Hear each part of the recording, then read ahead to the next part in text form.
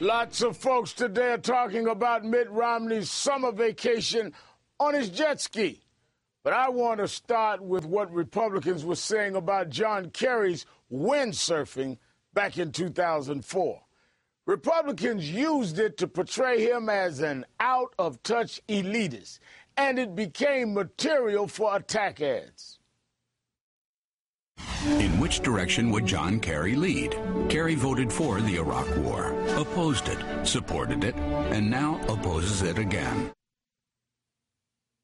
Rush Limbaugh said it showed Kerry was a snob. Kerry was going to go windsurfing in Oregon to look like a real guy. Democrat candidates have to pass the guy test. He's a northeastern, erudite, effete, snob liberal.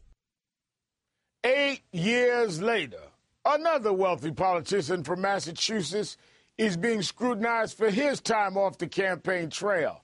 But this time, the reaction from the right is very different. Conservative radio host Laura Ingraham is blaming Romney's aides for the jet ski. I don't even think this is his fault. I think this is advisors. This is not Romney. This is the advisors telling him, no, it's fine, take a week. Should Romney call the ceasefire or get out there on the trail and get off the jet skis? And a Wall Street Journal editorial says it's just a PR problem, saying, quote, the Obama campaign is assailing Mr. Romney as an out-of-touch rich man, and the rich man obliged by vacationing this week at his lakeside home with a jet ski cameo. Today, Romney, whose campaign has criticized the president's vacation, defended his own time off this week. I'm delighted to be able to take a vacation with my family. I think all Americans appreciate the memories that they have with their children and their grandchildren. I hope that more Americans are able to take vacations. Joining me now is Bob Shrum. He saw the windsurfing attacks firsthand when he was senior advisor for John Kerry's 2004 campaign. And Karen Finney, MSNBC political analyst and former communications director for the Democratic National Committee. Thank you both for joining me tonight. Glad to be here, Rob. Hey, Rob. Bob, let me start with you. What would conservatives be saying about Romney's jet ski vacation if he was a Democrat?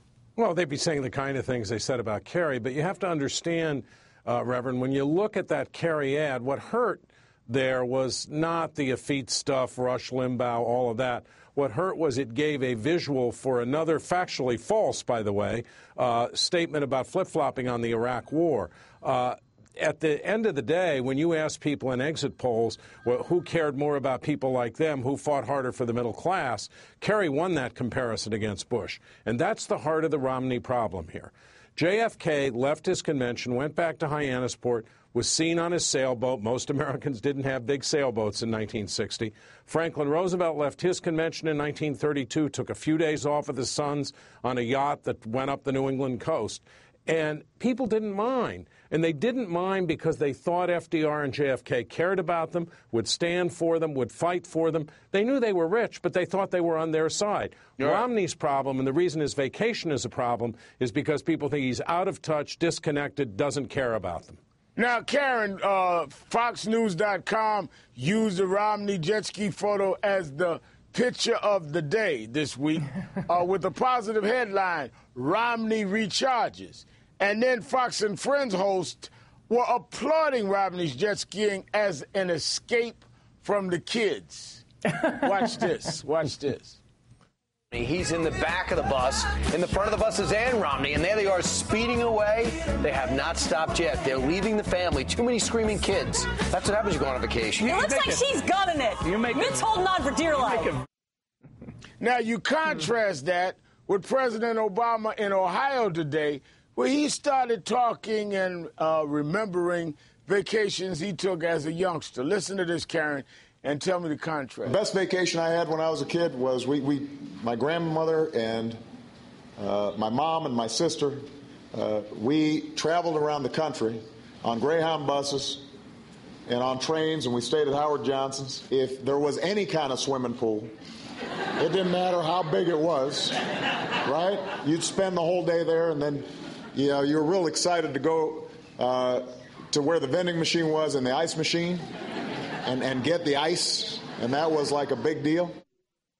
Is that the contrast fair of the president talking about growing up, staying at Howard Johnson's, may or may not have been a pool, riding Greyhound buses, and the water skiing of Mitt Romney? Is this a fair contrast that we're seeing this week that the president obviously is raising?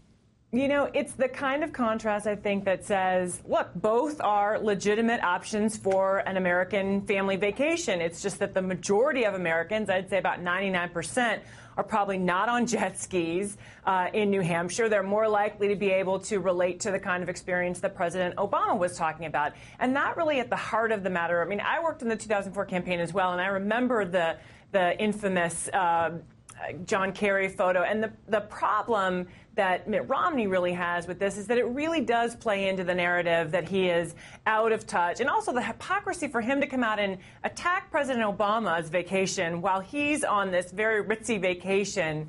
You know, this is a problem that he's had time and time again, his own hypocrisy, and just that feeling that he's completely out of touch and doesn't really understand, you know, how these kinds of programs affect Americans when we talk about the economy, what it's like to get on a bus for your vacation, not strap your dog to the top of the car and all of that, or go jet skiing. It's just, you know, so that's really the problem, is that it plays into the narrative that already feels, and I think this is what the Republicans were complaining about, that, you know, already people believe that he's out of touch. So why continue to reinforce that narrative? Now, I ran in the 2004 race and then worked the Bob with you supporting John Kerry.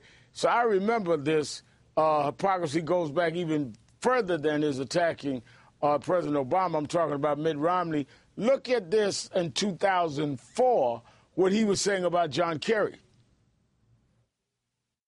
There's a senator from my state, you may have heard, that wants to get elected president. And I don't know why he wants to do that, because, of course, if he won, he'd have to move into a smaller house. So, I mean, he took shots himself at John Kerry back in 2004. Bigger house. If he went to the White House, it would be a smaller house. Now he claims this is class warfare when people raise the exact same points on him. Yeah, look, this is a guy who will say anything in the course of a campaign. You know, his health care bill was a tax. No, it was a penalty. No, it was a tax. He doesn't care about consistency. And in 2004, when he made that attack, I mean, this came from a guy who is now building a giant mansion in Laguna Beach with an elevator for 4 cars. Mitt Romney is out of touch with people. He's a guy who says, I'll bet you $10,000. I know NASCAR team owners. I'm unemployed, too. He showed it again and again during the primaries. And that's why his problem is not that he's rich. As I said earlier, there is nothing wrong with being rich. Theodore Roosevelt, Franklin Roosevelt, the Kennedys, they fought for middle-class people. I think middle-class people in this country are correctly getting the impression that Mitt Romney doesn't care about them, and if he becomes president, it's going to be health care cuts for them, tax cuts for the very wealthy, and they're just going to get left behind. Well, Karen, it looks like the American people agree with that, because when polled by the Pew poll in last month, who connects with ordinary people? President Obama, 59%, Mitt Romney, 28%, Karen. Well, again, I mean, think about the list, you know, the vision that President Obama laid out today in his speech and over the last couple of days, just even in that when he was talking about those vacations. That's an America that so many of us remember, want to see available to young people coming up behind us, want to make sure is preserved, this idea, you know, that you would have a family vacation, that your, you know, the GI Bill and that the resources of this country would be here for you if you're willing to do your part. I mean, he was, you know, it wasn't just that he was talking about the memories of a vacation, but really connecting on the values level to what so many of us love the most about this country. There's, as Bob said, nothing wrong with being wealthy, nothing wrong with being in the 1%. But they're two very different visions of this country, and President Obama, I think, is connecting and shares that experience with the majority of Americans. And at least be consistent in the positions you take about all of that. But I'm going to have to move on. Bob Shrum, Karen Finney, thanks for your time tonight. Thank you. Up next, it's the health care hug everyone is talking about. We'll talk to the woman who got it next.